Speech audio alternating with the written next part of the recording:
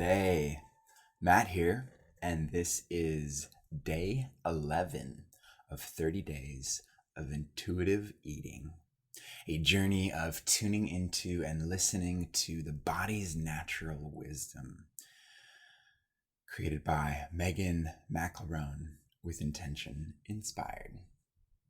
And today's intention is I am understanding. So today, let's explore why diets aren't always what they're cracked up to be.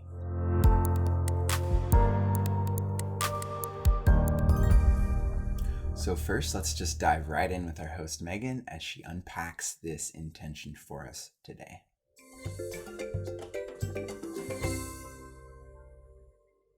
Hello and welcome back to Intuitive Eating Encouraged.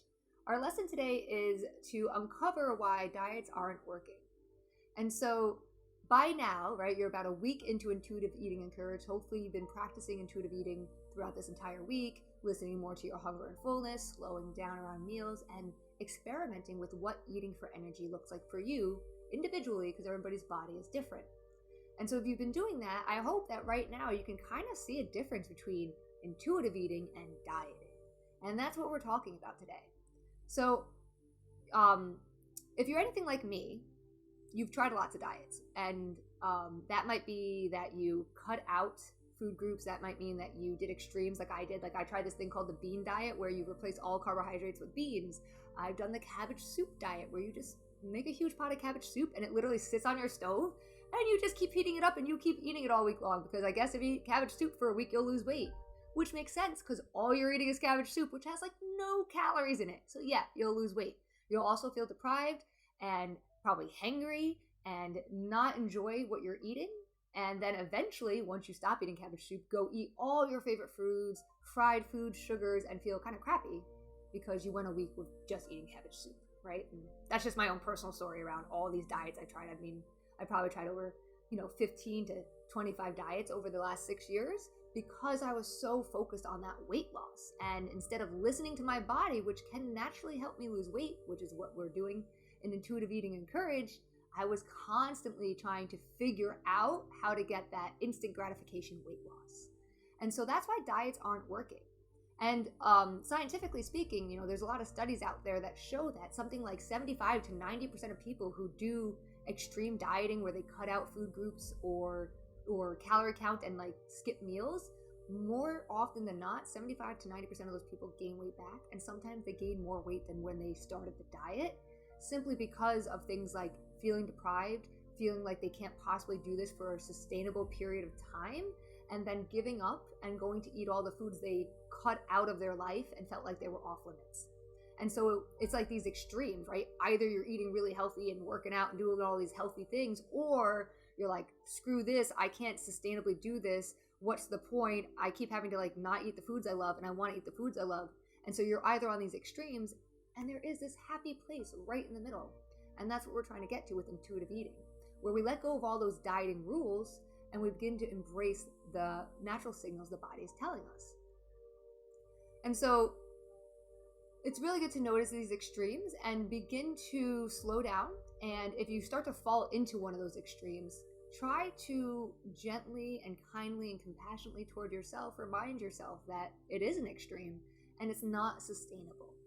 And that's the biggest difference between intuitive eating and most diets, right? I'm not going to say diets are bad, right? You might currently follow a diet. Like let's say you follow keto or paleo diets.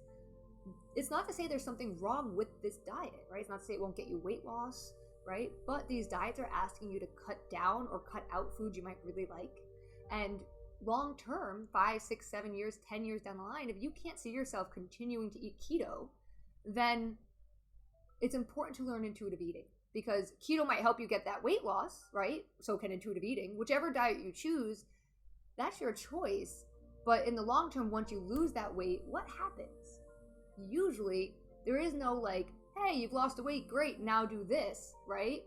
When you lose weight and you reach your weight loss goal, like I've done like probably 10, 20 times, right? I've lost the same 20 pounds 20 times. Every time I lost it and got to my weight loss goal, I was like, woohoo! And I would reward myself, and I would go eat McDonald's and French fries and all these foods that I wasn't allowed to eat on the diet that got me the weight loss. And that's the problem. The diet that got me the weight loss didn't tell me how to keep the weight off, because it just told me how to lose it, which wasn't a sustainable way for me to continue eating once I lost it, right? Because I felt so deprived and I wanted to enjoy happy hour with my friends, and you're not allowed to drink alcohol or do anything like carbohydrates or fried on these diets. So the moment I lost the weight, it was like a free for all. And then I started gaining the weight back.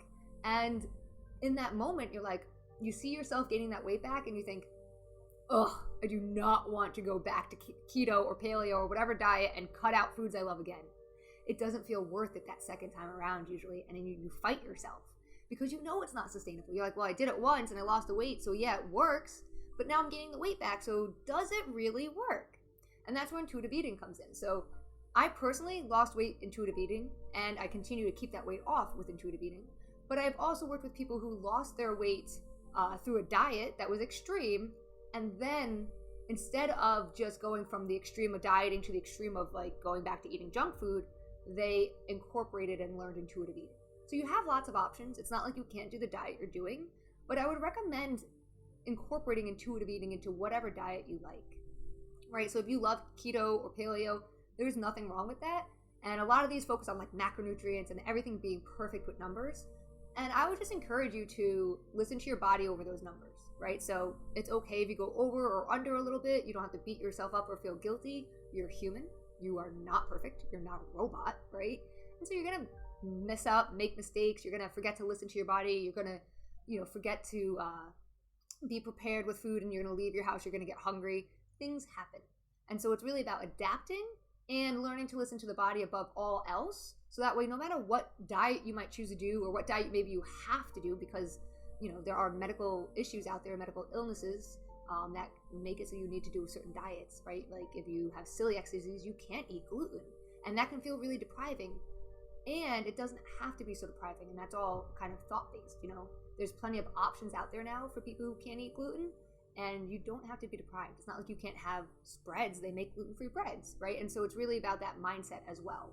So noticing if the mindset is this all or nothing dieting thinking, or it's more like I'm going to listen to my body and use these dieting rules, not as rules, but as guidelines to help me figure out if what I'm eating is helping me feel energized and lose weight, or if it's causing me to feel sluggish or have like tons of thinking about foods that are off limits when they're really not off limits and they're abundant in the world, and it's that limitation in our head that we've created around it. So take time today to reflect on the restrictive dieting you may have tried in the past, or maybe are currently doing while you're going through this program because you don't trust intuitive eating yet, and that's okay. And just see how that feels or felt, right, if you're already into intuitive eating, compared to the diets, right? How does intuitive eating and listening to your body feel differently than all the diets you've tried before? That's the intention today, is to really reflect internally, right, on your own, how it feels differently, And for me, like I said, it feels differently because I'm not going to extremes. I'm not eating cabbage soup for an entire week in the name of weight loss, instant gratification, right? And that's what most diets out there are trying to do. They're trying to get you that instant gratification, because if they get you instant gratification, you're going to say the diet works, they're going to get more people, they're going to make more money. It's not about instant gratification. It's about health. It's about sustainability. It's about being able to do it consistently for life.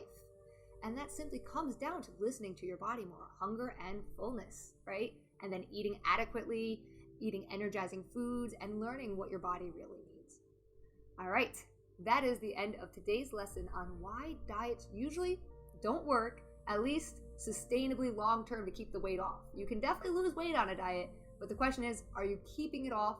And are you feeling, more in control, and do you have a healthy relationship with food? Or are you just going to extremes consistently, fluctuating between losing the same 20 pounds like I did like 20 different times? So take time today, reflect on that, journal it, and I will be in there to also journal about my experience more around dieting. I will see you in the next lesson. Have a great day.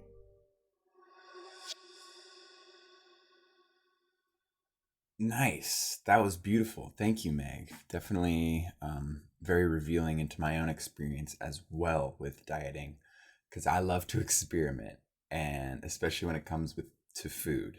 I've gone from keto to paleo to vegan, to whatever. I'm curious. I'm stoked on that cabbage diet. That actually sounds pretty rad. I'm really a big fan of cabbage right now. And one thing that I have noticed and still appreciated with all of these diets is how it has informed me what does work and doesn't work. It just trying something new is just a new way to get more information about my body. And so in that sense, diets have worked for me. That said, I do know that my body is always changing, and that with diets, it is this prescription to do and not do these certain things, and that is very disregarding to what the body might be saying. And so, for me, when it comes to dieting, it's fun to play with, but to hold it so tightly, to be like, this is the way, and not create room for listening to the body, to tuning into what I really need, that doesn't make any sense to me anymore. And you helped me realize that, Meg, through today's session. So thank you. That was very helpful for me to feel encouraged again to still play with diets, but not to hold them so firmly as to being the way. My belly just loosened a little bit and relaxed. All right, diving into this week-long healthy habit we are taking on for ourselves, which is to drink more water.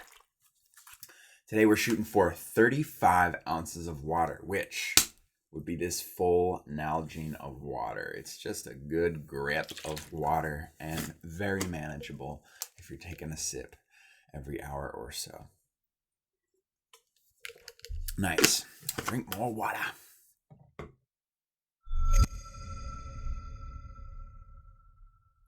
Today's wise words for the day come from Beth Gray, who said, "Every time you sit down to eat, you have a chance to love and respect your body."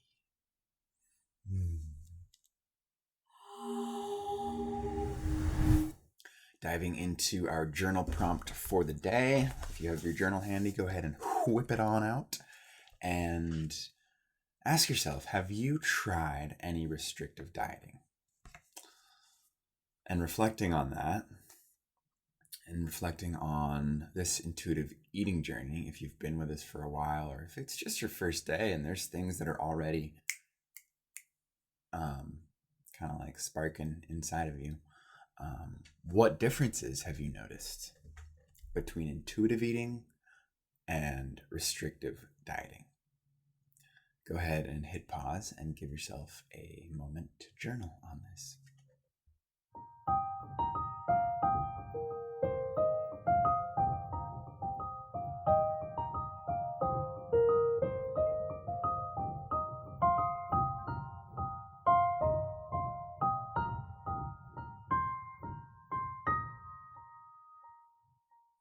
So for me, I've tried a lot of dieting.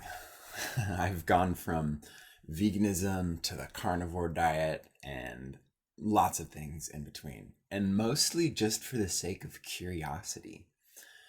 And I mean, I'm not adhering to any diet today outside of the intuitive eating diet.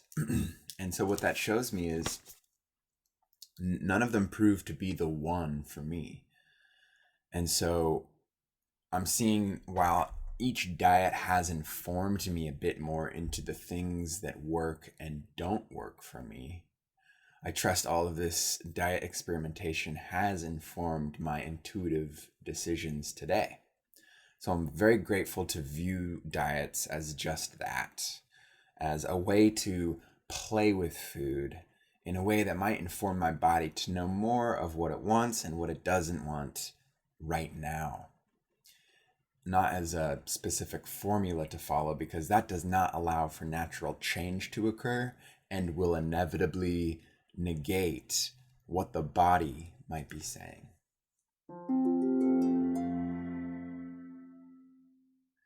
and diving into our micro challenge for the day, which is to write down 3 things that you are grateful for about your body.